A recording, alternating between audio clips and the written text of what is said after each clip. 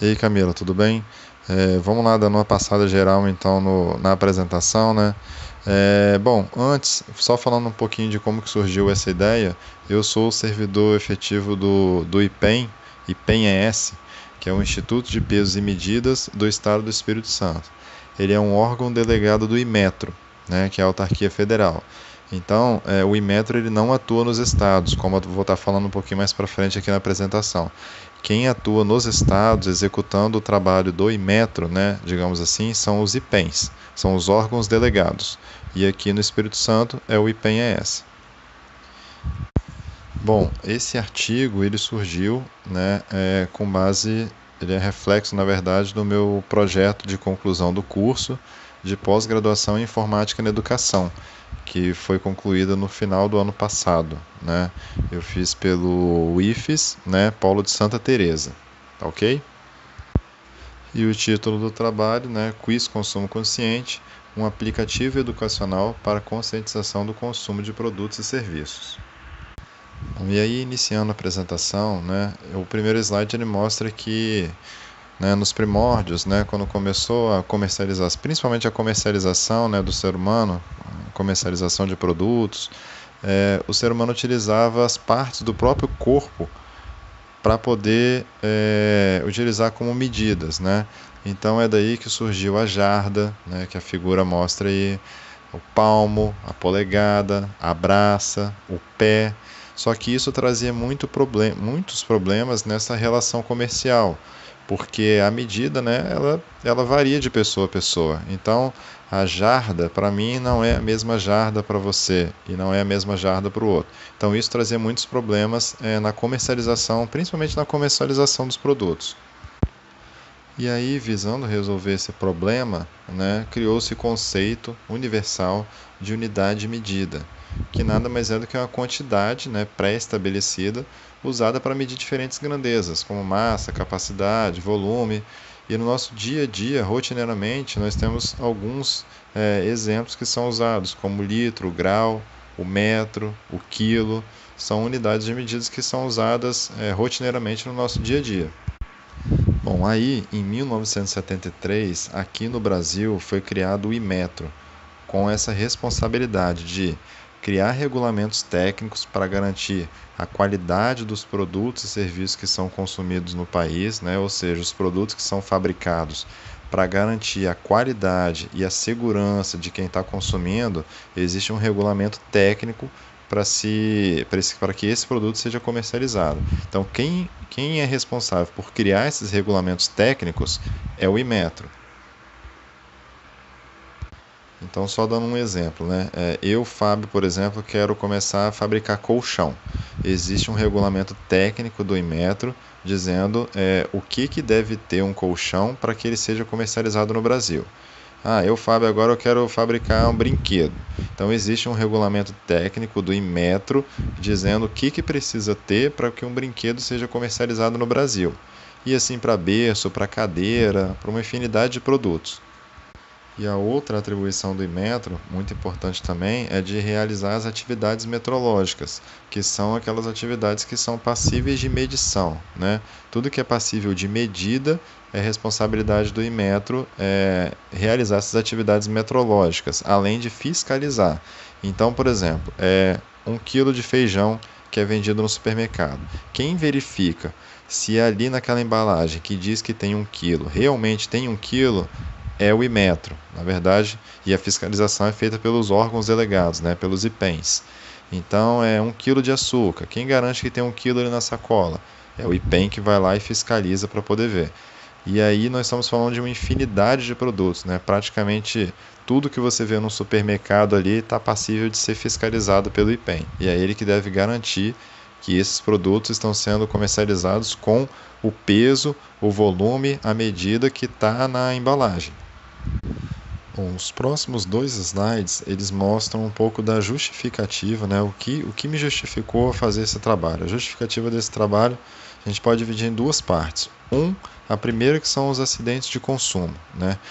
O Inmetro ele tem um sistema que monitora, chamado SIMAC, Sistema do Inmetro de Monitoramento de Acidente de Consumo. E aí eu levantei junto com o Inmetro que entre 2006 e 2017 o Inmetro recebeu 2.437 relatos de acidentes de consumo. E para ilustrar o que seriam esses acidentes de consumo, é, por exemplo, né, uma criança está lá brincando com um brinquedo qualquer e ela se corta com esse brinquedo. Eu vou subir numa escada, a escada que eu comprei, e de repente essa escada dá uma bambeada, eu caio da escada. Eu vou utilizar um fogão e por algum motivo eu me corto ou me machuco com esse fogão. Então, todos esses são acidentes de consumo. E o Inmetro ele recebe essas reclamações, esses relatos, né? Só que, infelizmente, são poucas as pessoas que fazem esse tipo de relato. Então, assim, na realidade, esse número de 2.437 relatos de acidentes, ele deveria ser muito maior se a população conhecesse dessa ferramenta e fizesse uso dela. Bom, o outro fator, né, o segundo fator que justifica esse trabalho é a conscientização das pessoas sobre as irregularidades meteorológicas que existem no nosso cotidiano, no nosso dia a dia. Né? E aí eu cito dois exemplos. Né? O primeiro deles é uma fiscalização que foi feita no ano passado no aeroporto de Vitória, no novo aeroporto, né? Onde das 13 balanças, 4 foram interditadas porque elas estavam pesando as bagagens, né, as malas, elas estavam indicando um peso, em algumas ocasiões, acima do que realmente tinha ali na bagagem. E com isso, em alguns casos, o consumidor ele poderia pagar excesso de bagagem sem a necessidade de ter que pagar, né? Trazia um prejuízo financeiro para ele. Outra reportagem mostra um número assim, alarmante, né? 29% dos supermercados com peso de produtos incorretos. Isso o IPEM São Paulo fiscalizou, mas esse número, esse percentual, na verdade, ele se reflete para todo o país, né? Porque muitos dos produtos que são comercializados em São Paulo são comercializados aqui. Vamos pegar, por exemplo, a Nestlé. A Nestlé tem infinidade de produtos, né? Biscoito, chocolate e por aí vai. O produto que ela vende lá em São Paulo, ela vende no supermercado daqui também. Então, assim, nós tivemos 29% desses produtos que estavam constando um peso na embalagem e quando eles foram pesados, esse peso era menor. Então, isso é ruim para quem compra e é ruim para aquela empresa que quer trabalhar corretamente. Né? Porque se você pega dois produtos com um preço similar e um coloca uma quantidade inferior, né, ele pode abaixar um pouquinho o preço dele para poder ganhar às vezes do concorrente. Então, assim, tanto o consumidor quanto aquela empresa, um empresário que trabalha correto, eles acabam sendo prejudicados com uma atitude desleal de uma empresa. Então, se você parar para pensar que 29% dos supermercados continham produtos sendo comercializado com peso diferente, né, inferior ao que está na embalagem, são muitas pessoas sendo afetadas. Bom, eu trago também outros exemplos, né? Em 2017, 27% dos produtos embalados fiscalizados pela autarquia apresentaram problemas. Esses produtos embalados que eu me refiro são produtos, né, como esses que foram apreendidos, né, pelo IPEM em São Paulo, né, esses 29%. Aqui no Espírito Santo foram 27%.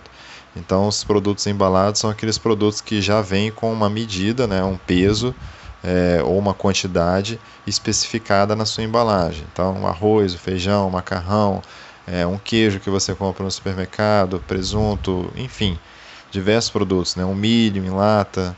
27% desses produtos que foram fiscalizados pelo IPEM Espírito Santo apresentaram problemas, ou seja, tinham peso ou uma quantidade inferior àquilo que estava na embalagem. Nós tivemos também 156 bicos de bomba de combustível, né, que apresentaram irregularidades, né, provavelmente colocando combustível a menos no veículo. 37 taxistas foram autuados e quase 2.000 veículos foram autuados por ausência ou irregularidades do cronotacógrafo, que é um instrumento importante, né, em alguns casos chamado de tacógrafo, que é de uso obrigatório para determinados veículos, né? Principalmente transporte passageiro. Então você tem aí todos os ônibus, micro-ônibus, van escolar, eles são obrigatórios utilizar o cronotacógrafo, que ele marca a velocidade do veículo de tempos em tempos, né? Ele registra quando que o veículo parou, quando que o veículo se movimentou, em qual velocidade que ele estava, por exemplo, no momento de um possível acidente. Então, é um número muito grande de veículos autuados por ausência ou irregularidades nesse instrumento. Então, esse trabalho está pautado nessas duas justificativas, que é de conscientizar a população para que haja uma redução no número de acidentes de consumo e também de prejuízos financeiros para o consumidor. Então, esse trabalho ele tem como objetivo mensurar qual o nível de conscientização que a população tem para essas questões, além de conscientizar os alunos, né, que são os novos consumidores, né, os consumidores de amanhã, para que tenham uma relação saudável no consumo de produtos e serviços. E eu busco também, nesse trabalho, demonstrar a importância que tem os jogos educativos para serem utilizados como ferramenta de apoio no processo de ensino e aprendizagem. E a forma encontrada para poder atingir esses objetivos é criando um objeto de aprendizagem, que nesse caso é o jogo, né, é o aplicativo Quiz Consumo Consciente. Bom, e aí eu trago o que é, né, objeto de aprendizagem. O objeto de aprendizagem nada mais é do que um recurso digital que pode ser utilizado, reutilizado, reaproveitado, combinado com outros objetos para formar um ambiente de aprendizagem rica, né? Um ambiente de aprendizagem flexível, diferenciado. E isso é importante, né? Essa forma de educar, né, diferente, ela é exigida por essa nova geração, né, de consumidores. Principalmente quando a gente olha essa informação que está exposta no slide aí da Fundação Getúlio Vargas, né? 40,3% dos alunos se evadiram das salas de aula, relatam a falta de interesse como fator determinante para o abandono dos estudos. Ou seja, essa é a principal causa que foi registrada na pesquisa de evasão escolar, a falta de interesse. E para tentar educar o consumidor de uma maneira diferente, né, já que essa nova geração, principalmente a nova geração, né, ela pede uma forma diferente de educação do que a tradicional, eu estou utilizando conceitos de gamificação. E o que é gamificação? Nada mais é do que você pegar uma tarefa que já é executada hoje, como por exemplo o Inmetro, os IPENS, eles têm como objetivo educar o consumidor. Então, só que eles fazem isso através de cartaz, através de folder, através de propaganda. Eu resolvi fazer isso através de um jogo, utilizando as mecânicas de jogo, como por exemplo a premiação, o desafio, a competitividade. Então, eu tento educar o consumidor utilizando essas técnicas de jogos, né? Isso que torna tão prazeroso para a pessoa jogar, ao invés de simplesmente jogar por diversão, ela vai estar sendo conscientizada, ela vai estar sendo educada. Isso que é a gamificação. Ou seja, é você utilizar as mecânicas, né, que envolvem os jogos para uma tarefa que não seja simplesmente diversão. Nesse caso é a conscientização. Bom, com relação à metodologia, né, do trabalho, eu realizei entrevistas e reuniões, tanto com o Inmetro quanto o IPEM, né, e através dessas entrevistas eu consegui, por exemplo, relatos reais de acidentes de consumo que o Inmetro registrou, e essas informações foram utilizadas, por exemplo, para poder criar algumas perguntas no aplicativo, e com isso tentar conscientizar mais os jovens consumidores, né? Essa pesquisa também ela pode ser considerada como uma pesquisa descritiva, porque ela busca descrever qual é o nível de conscientização da população para esses problemas que são abordados. Bom, pode ser considerada também de abordagem quantitativa, né? Já que nós nos valemos de percentuais, né? Para poder apurar os resultados dessa pesquisa. E como eu falei, né, as fontes pesquisadas foram fontes primárias né? No caso, o IPEM e o Imetro, né? O IPEM Espírito Santo e o Imetro são as fontes primárias, e também fontes secundárias, que são as referências bibliográficas que eu busquei para poder mostrar os benefícios dos jogos no processo de ensino e de aprendizagem. E quanto ao público pesquisado, né, eu dividi em duas categorias, que eu chamo de grupo de controle, que são servidores do IPEM ou do Imetro, né? Esses são os chamados grupo de controle, são as pessoas que jogaram o aplicativo, né, que fizeram uso da aplicação, mas que já tem um conhecimento prévio ou já trabalha no IPEM e no Imetro. Esses são os servidores chamados de grupo de controle. E a população em geral, que são as pessoas que não têm conhecimento prévio, né, de metrologia legal, não trabalham, basicamente, né, pessoas que não trabalham no Imetro e no IPEM. Essa é a população em geral, ou grupo experimento, que eu vou estar falando mais adiante. Essa divisão ela só foi feita para que os números fiquem mais claros, né? E seja possível também diferenciar as pessoas que conhecem um pouco já desse ambiente que está sendo mostrado aqui, né? Trabalhado no jogo, e a população em geral, que a princípio tem um conhecimento um pouco inferior. Bom, o próximo slide ele mostra a arquitetura de desenvolvimento do quiz consumo consciente, né?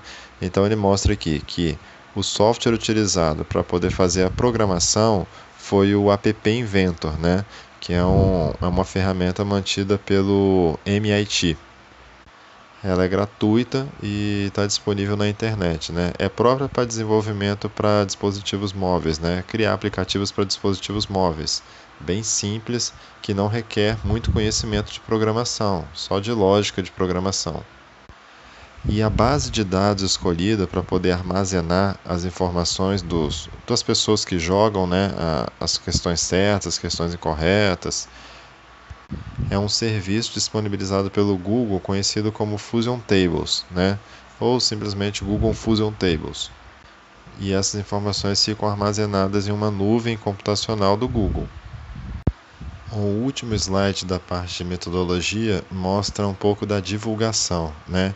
Para que as pessoas pudessem ter acesso ao aplicativo, eu fiz 2 animações e disponibilizei no YouTube, né? E também em algumas redes sociais, né? Como o Facebook e o WhatsApp. E disparei alguns e-mails também. Então, esse slide ele mostra mais assim o que foi feito de divulgação. E aí eu acho que seria interessante, talvez, se você tiver tempo, de colocar uma dessas animações, né, pelo menos uma dessas animações, que é bem legal, né? Ele mostra cada animação tem mais ou menos um minuto e um pouquinho, e ele mostra sempre 2 casos que estão assim muito presentes na vida de todas as pessoas, né, da maioria das pessoas. Eu acho que seria interessante para dar uma quebrada também na apresentação, mostrar um desses vídeos que eu estou passando para você. Bom, o slide seguinte ele mostra 3 telas, né, do jogo, que é a tela inicial, né, uma tela que mostra uma pergunta, né, sendo feita, e outra tela que mostra quando uma pessoa acertou uma pergunta, né. Acho que geralmente é a primeira pergunta que ela acerta, o aplicativo mostra essa tela aí de incentivo, né, incentivando a pessoa a continuar no jogo, responder as 10 perguntas, dizendo que ela está no caminho certo. São só algumas telas como exemplo mesmo, né? Talvez se você não tiver tempo, talvez possa até tirar esse slide. Principalmente se você mostrar o vídeo. O vídeo não, a animação, na verdade, né? Que já traz algumas telas já do aplicativo. Bom, o próximo slide ele mostra um resumo do quantitativo de pessoas e avaliações, né, que jogaram o aplicativo. Então, a primeira informação, a data em que foi disponibilizado o aplicativo. Dia 19 de julho de 2018 foi a data em que ele foi colocado no Google Play para download das pessoas, né? Então, assim, em 10 dias de pesquisa, foi possível apurar que 68 downloads foram realizados no Google Play. 9 pessoas avaliaram o aplicativo, né? Todos eles com nota máxima, e 54 pessoas concluíram o jogo. Ou seja, 68 pessoas fizeram downloads, mas nem todas terminaram as 10 perguntas, né? Concluíram as 10 perguntas que se propõe ao aplicativo. E só ao final da 10ª pergunta é que ele grava as informações no banco de dados. Então, por isso que tem esse diferencial, né, de 68 downloads, mas apenas 54 pessoas que concluíram todas as 10 perguntas. E aí foi possível apurar também, né, que 10% das pessoas jogaram mais de uma vez o aplicativo, e todas essas que jogaram mais de uma vez, elas tiveram um melhor aproveitamento nas questões que foram colocadas. Bom, o Quiz Consumo Consciente, né, o jogo, é um jogo de perguntas e respostas, né? Então, esse slide, ele mostra o percentual de erro, tanto que a população em geral, quanto que os servidores, né, que o grupo de controle, tiveram para determinados temas que foram abordados no aplicativo. Então, o primeiro item, né, pão francês. 35% da população em geral, né, que é o grupo experimento, não sabia que o pão francês só podia ser comercializado com base no seu peso, ou seja, o pão francês ele não pode, por lei, ser vendido seu preço baseado na unidade. Então eu não posso pagar, por exemplo, 95 centavos em um pão. Eu tenho que pesar esse pão para então, de acordo com o peso dele, pagar um determinado valor.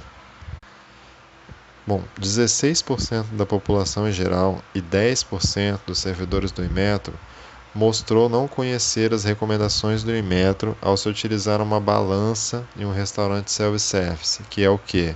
É ficar atento à tara e ao selo do Inmetro. A tara é aquela informação, né, que mostra o peso que vai ser descontado do que é colocado em cima da balança. Então, por exemplo, se você está no restaurante self-service, o peso correspondente ao prato onde o alimento é colocado, ele tem que estar sendo descontado. Esse peso do prato ele tem que estar na tara. Então a tara ela deve estar negativa, contendo o peso do prato. Se não tiver, você acaba pagando pelo peso do prato como se fosse parte do seu alimento. E aí o consumidor está sendo lesado. E o selo do Inmetro, ele serve para garantir que aquela balança ela já foi verificada, ela já foi fiscalizada pelo órgão delegado do Inmetro neste ano. Então, todo ano, toda balança do restaurante ela deve ser fiscalizada pelos IPENs, né, pelos órgãos delegados, para garantir que ela está em perfeito funcionamento. Anualmente ela deve ser verificada, e toda vez que o órgão delegado do Inmetro ele comparece ao estabelecimento, ele coloca, além de lacrar, né, essa balança, ele também coloca o selo, e esse selo ele contém um ano. Então tem que se ficar atento ao selo para poder verificar se o ano corresponde ao ano atual ou ao ano seguinte, né? E a tara. 45% do grupo experimento e 39% dos servidores mostrou desconhecer também as orientações do Inmetro, caso você desconfie da balança em um aeroporto, né? Aquela balança usada para poder pesar a sua bagagem. Então, a recomendação do Inmetro, nesse caso, né, de desconfiança, é que você, primeiro, exija que a sua bagagem seja pesada na sua presença, é um direito seu, né? Segundo, você pode verificar se ela também tem um selo, né, do instrumento, mostrando que ele foi fiscalizado e está de acordo, segundo o órgão delegado do Inmetro, neste ano, né, no ano corrente. E você pode exigir também o certificado de verificação daquele instrumento, que além do selo, a companhia aérea, né, ela recebe um documento atestando que aquele instrumento, e aí contém as informações do instrumento, como o número de série dele, ele já foi verificado e ele está de acordo e pode ser utilizado. Isso é um direito do consumidor. Se desconfiar, ele tem o direito de exigir essas informações da companhia aérea e ela deve apresentar. Bom, o 7º item dessa lista, né, mordedor para bebês, ele é baseado em um relato real de acidente de consumo registrado no CIMAC e mostra que 43% do grupo experimento, né, que é a população em geral, e 59% dos servidores, desconhecem as recomendações do Inmetro para a compra de mordedor para bebê, que é a seguinte: o brinquedo ele tem que ter o selo de aprovação do Inmetro, que garante que o produto é seguro e atóxico para os bebês, e também de verificar a faixa etária que é recomendada para o produto, ou seja, a faixa etária da criança na qual você está comprando o produto. Bom, quanto aos demais itens que estão aí, eu não vou detalhar, até porque você não vai ter tempo de falar, né, cada um deles na apresentação, né? Mas, se você preferir, depois eu posso te encaminhar a lista das perguntas que foram utilizadas, né, e qual seria a resposta correta. E aí fica fácil você informar, né, se quiser se aprofundar mais nesses resultados. Bom, eu trago também outros exemplos